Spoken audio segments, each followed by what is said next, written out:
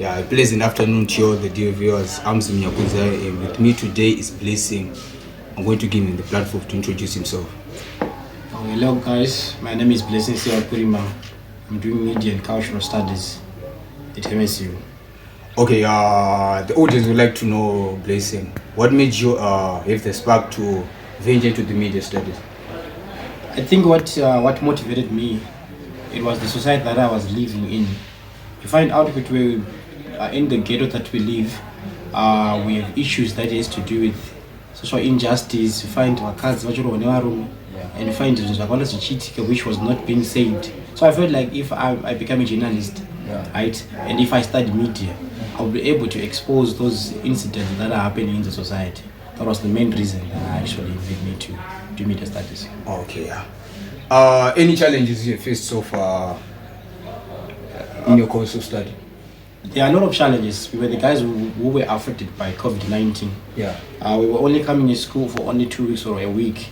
And then most of the times would not be at school because of the restrictions and all that. So we did not manage to learn much in terms of practice simply because our time was only theoretical. We were only given to study theories. But then to put the theories into practice, it was a very hard thing. So I actually say it was a challenge. And also insufficient reading materials that was there. We were not able to access the library because we were at home, right? So we would not be able to access the library. So most of the notes that we would read, we would actually research them. I know how difficult it is to research stuff that you don't know about. Yeah, exactly. Okay. Then I would like also to know, how could you balance? Like, did you manage to balance your schoolwork from your social life? Yeah, it just needs someone who can be able to strike balances, as in to control or to facilitate the level of social life that that person has. Because you find out with a lot of people, they do not know how to maintain their social life. They let their social life override into their academics. But Nina, I have only told myself that when it's time for school, I do school. When it's time for socials, I do socials. Okay. Exactly. Okay, so Shawan is the town in general. How do you see it? It's not much to what I anticipated. Because when we were coming here for the first time, we were told that Shawan is a ghost town. There are shurugwis, there are baboons, there are monkeys everywhere, and everyone there is rich, and you can actually find gold dropping on the ground. We were told many things, you see, when we came here. But then when I started to stay here as a student, I noticed that some of the things that we were told were just lies, and they did not represent the town as it is. Shawan is a peaceful country. Yeah, there might be one act of violence here and there, but you can peacefully exist with others in this town and you might not have any problem, you see. So I feel like Shawan, it's a good place to be. Yeah. Though some prices of things are so deep and high, but definitely we find ways to circumference everything. Okay, yeah. Exactly. Okay. So MSU as an organization, how is it managed to help you in getting that skill as a media practitioner? Well, the first thing that I want to accredit is the passion, the zeal to do something. Yeah. Then if it's accompanied by a strong institution like the MSU institution, it will groom a talent that will be actually okay. So you find out MSU brings and teaches a student the necessary skills that one needs when he goes out to do his work related to learning. Yeah. Now I'll tell you, I'll give an example. The time that I was at attachment, some of the things that I was applying at my job, right, they were quite they were quite vis-a-vis the modules that I learned when I was at school. So I found it very useful because you learn the right things and they will actually be relevant in the modern day society.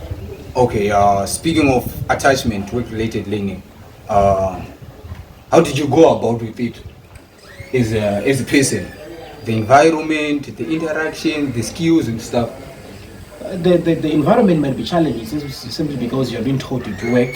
Yeah. Some of the guys that goes to attachment, they do not get paid, they do not get remunerations, right? So because of that, you're always expecting I'm supposed to get some dollars at the end of the month, then you don't get them. It comes with the disappointments and lack of commitment, because you do not show passion, right? But in as a person, even though I was getting a rumination, but I managed to survive in the environment. Getting to see new people might also be challenging, because you're getting into a new environment, you do not know anyone, but you're just a new person, then you want to acclimatize yourself with the people. You see, it's now calls for you to become social openness to the people that will actually feel comfortable around you, then it works. Okay, I understand. Yeah, and the other thing we could like to know, do you have any source of like inspiration during your course, either at MSU or when you at work-related learning? I think the word inspiration might limit the level of the things that inspired me every day. Let's say motivation or the urge. I got the motivation throughout, like I told you, from the society that I was living. I saw a lot of social injustice things that were actually happening in the society. That need to actually help another person, my neighbor, and everyone. Yeah, it also motivated me to say I want to become a journalist.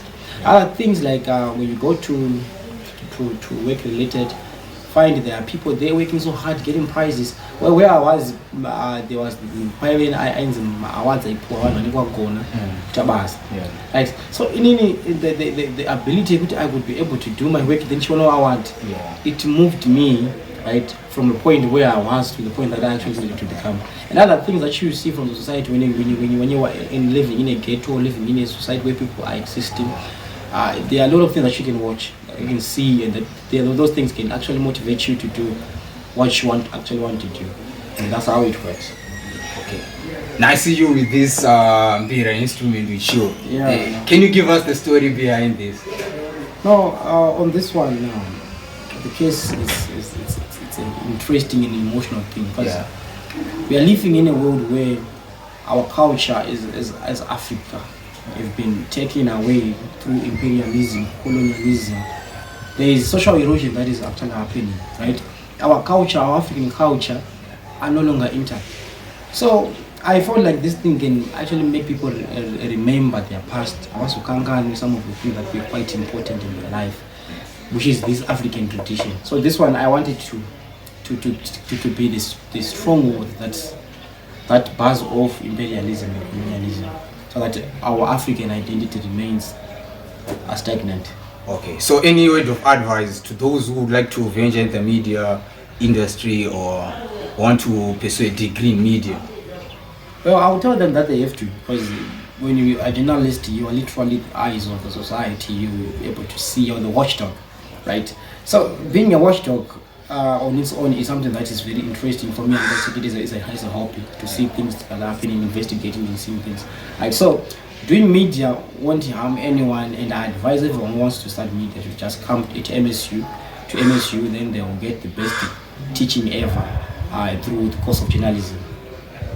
Okay, so this conclude our interview, and I would like to thank you for your time, and I would like to thank the viewers for tuning with us.